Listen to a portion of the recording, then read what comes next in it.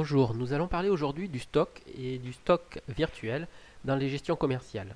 Alors tout d'abord, le stock réel, il faut savoir que c'est le stock qui est réellement présent dans votre entrepôt. Ça s'appelle parfois aussi le stock physique. Il y a une deuxième notion, c'est le stock virtuel ou parfois appelé le stock à terme.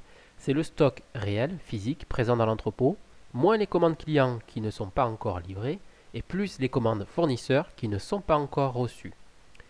Il faut faire attention au délai de réapprovisionnement pour le stock virtuel. Si votre commande fournisseur, vous ne la recevez que dans 2 mois, 3 mois parce que ça vient par container par exemple, vous allez avoir un stock virtuel qui n'a pas vraiment de réalité en termes de gestion commerciale. Voyons maintenant l'impact selon le type de pièce de vente. Si vous créez une commande, vous allez décrémenter le stock virtuel. Si vous créez une facture ou un bon de livraison, vous allez décrémenter le stock réel. Donc la commande, le stock virtuel, facture, le stock réel. En fonction de ça, il faut déterminer qu'est-ce qui est pertinent pour mon site.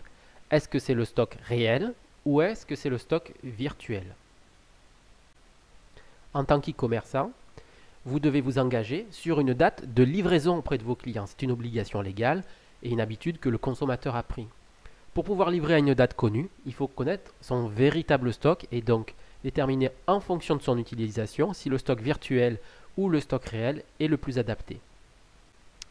En fonction de cela, au niveau du connecteur, vous allez définir votre utilisation. Soit vous prenez un stock réel, soit vous prenez un stock virtuel.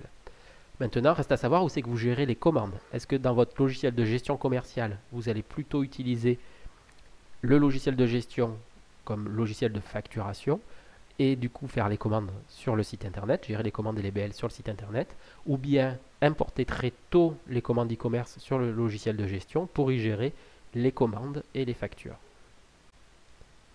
Concrètement, au niveau du logiciel e-connecteur, si vous choisissez de gérer les commandes sur le site internet, on va plutôt importer les commandes dans le logiciel de gestion commerciale assez tard, donc plutôt sous forme de facture, et on va utiliser le stock réel lors des synchronisations. Si vous souhaitez gérer les commandes, les expéditions plutôt dans le logiciel de gestion commerciale, on va importer les commandes du site e-commerce plutôt tôt, et donc plutôt sous forme de pièces de vente de type commande en gestion commerciale, et donc utiliser le stock virtuel sur le site e-commerce. Merci de votre attention, à bientôt.